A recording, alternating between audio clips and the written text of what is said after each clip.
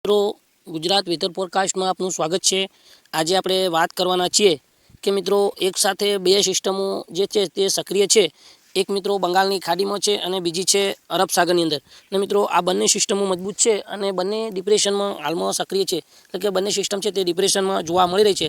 અને મિત્રો આ બંને સિસ્ટમમાંથી કઈ સિસ્ટમ છે તે વાવાઝોડું બનશે અને કઈ સિસ્ટમ છે તે ગુજરાતને વધુ અસર કરે અને ગુજરાતના વિસ્તારોમાં માવઠું જોવા મળશે।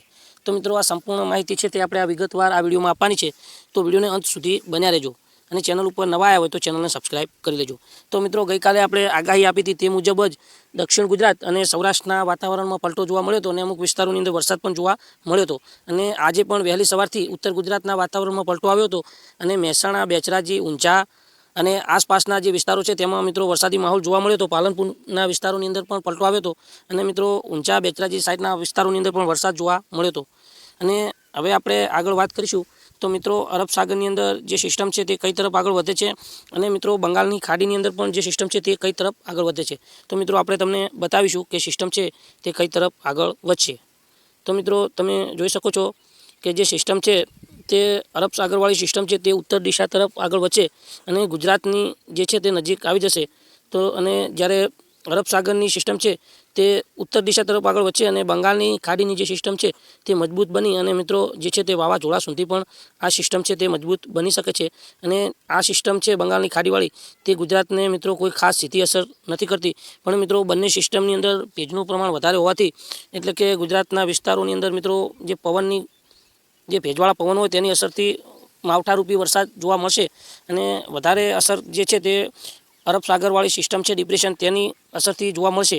જ્યારે બંગાળની ખાડીવાળી જે સિસ્ટમ છે તેની મિત્રો જે અસર છે તે ગુજરાત ઉપર કોઈ ખાસ વધારે જોવા નહીં મળે, પણ અરબ સાગરવાળી સિસ્ટમની અસર જે ગુજરાતની અંદર જોવા મળશે। અને મિત્રો જે બંગાળની ખાડીવાળી સિસ્ટમ છે તે વાવાઝોડા સુધી મજબૂત થઈ શકે છે અને જે અરબ સાગરવાળી સિસ્ટમ છે તે મિત્રો ડિપ્રેશનને પાર કરશે અને કદાચ ડીપ ડિપ્રેશન બને તેથી વધારે કોઈ વાવાઝોડું બને તેવી શક્યતા જોવાઈ રહી નથી। એટલે કે ગુજરાતવાસીઓને કોઈ વાવાઝોડાનો જે છે તે ખતરો નથી, પણ મિત્રો જે વરસાદી સિસ્ટમ છે તે બની શકે છે અને કદાચ ડીપ ડિપ્રેશન બનશે તો મિત્રો જે દરિયાઈ કાંઠાના વિસ્તારો છે તેમાં મિત્રો પવનની ગતિમાં વધારો થશે કદાચ જો ડીપ ડિપ્રેશન બનશે તો, અને જ્યારે ડિપ્રેશન બનશે તો નોર્મલ પવન જોવા મળશે। તો મિત્રો જે સિસ્ટમ છે તમે જોઈ શકો છો કે ગુજરાતની એકદમ નજીક આવી ગઈ છે। તમે જોઈ શકો છો મેપની અંદર જે સિસ્ટમ છે તે એકદમ ગુજરાતની નજીક આવી ગઈ છે અને આ સિસ્ટમની જે અસર છે તે ગુજરાતમાં મિત્રો જે છે તે જોવા મળશે।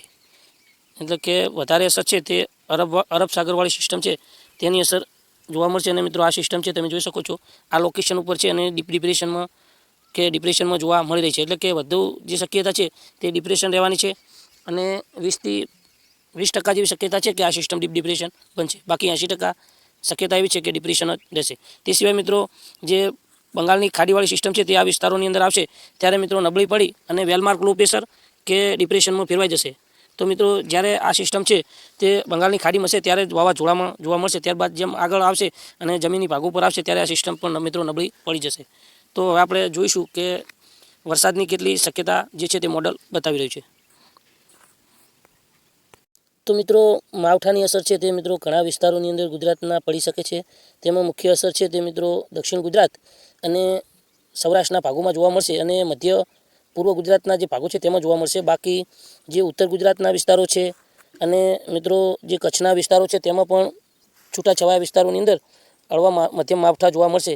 તેમાં મિત્રો કચ્છની અંદર થોડી શક્યતા ઓછી લાગી રહી છે, પણ જે ઉત્તર ગુજરાતને લાગુ કચ્છના વિસ્તારો છે તેમાં થોડી શક્યતા છે હળવા માવઠાની।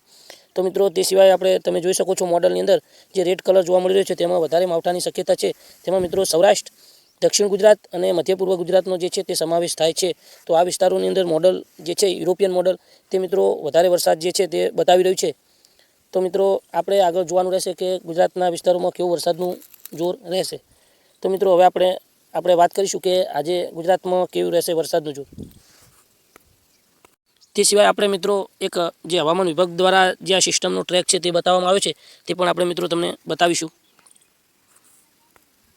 તો મિત્રો તમે જોઈ શકો છો કે બંને સિસ્ટમના જે ટ્રેક છે તે હવામાન વિભાગ દ્વારા દર્શાવવામાં આવે છે અને મિત્રો તમે અરબ સાગરની સિસ્ટમનો ટ્રેક જોઈ શકો છો। તે મિત્રો સિસ્ટમ છે તે થોડી ગુજરાતની નજીક આવશે, ત્યારબાદ તે સિસ્ટમ છે ટર્ન લઈ અને પશ્ચિમ દિશા તરફ આગળ વધશે તેવો જે ટ્રેક છે તે અત્યારે જોવા મળી રહ્યો છે। અને જ્યારે બંગાળની ખાડીવાળી સિસ્ટમ જોઈએ તો મિત્રો આ સિસ્ટમ છે મજબૂત બનશે અને ડીપ ડિપ્રેશનમાં ફેરવાશે, ત્યારબાદ સાયક્લોનમાં ફેરવાશે અને ત્યારબાદ આ સિસ્ટમ છે તે સ્યુરિયલ સાયક્લોનિક સ્ટોર્મમાં ફેરવાશે, એટલે કે મજબૂત વાવાઝોડું બનશે.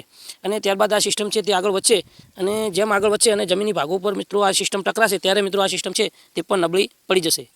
તો મિત્રો આ છે હવામાન વિભાગ દ્વારા જે ટ્રેક આપવામાં આવે છે તે. તો મિત્રો હવે આપણે વરસાદનું જોઈએ કે આજે ગુજરાતમાં ક્યાં કેટલો વરસાદની શક્યતા છે. તો મિત્રો આજના વરસાદની વાત કરીએ તો આજે 25 ઓક્ટોબર અને 25 ઓક્ટોબરના વરસાદની વાત કરીએ તો શરૂઆત આપણે દક્ષિણ ગુજરાતથી કરીશું. તો દક્ષિણ ગુજરાતના વલસાડની અંદર મિત્રો જે છે તે વરસાદની શક્યતા છે. તે સિવાય મિત્રો નવસારીના વિસ્તારોની અંદર પણ વરસાદની શક્યતા છે. ડાંગ, તાપી, સુરત, નર્મદા અને ભરૂચ અને અમુક વિસ્તારો વડોદરાના, છોટાઉદેપુર અને આણંદના આ વિસ્તારો સુધી મિત્રો જે છે તે આજે માવઠાની અસર થઈ શકે છે. તે સિવાય મિત્રો સૌરાષ્ટ્રની વાત કરીએ તો ગીર સોમનાથ, જૂનાગઢ, અમરેલી, ભાવનગર, પોરબંદર, દેવભૂમિ દ્વારકા, રાજકોટ અને બોટાદ આ વિસ્તારોની અંદર મિત્રો જે છે તે આજે માવઠાની શક્યતા છે. તો મિત્રો બાકીના વિસ્તારોની અંદર પણ હવામાનમાં પલટો જોવા મળશે અને વાદળછાયું વાતાવરણ વચ્ચે અમુક વિસ્તારોની અંદર મિત્રો જે છે તે છાંટછૂટથી હળવા ઝાપટા જોવા મળી શકે છે બાકીના જે ગુજરાતના વિસ્તારો છે તેમાં. તો મિત્રો આ વિડીયોમાં બસ આટલું જ.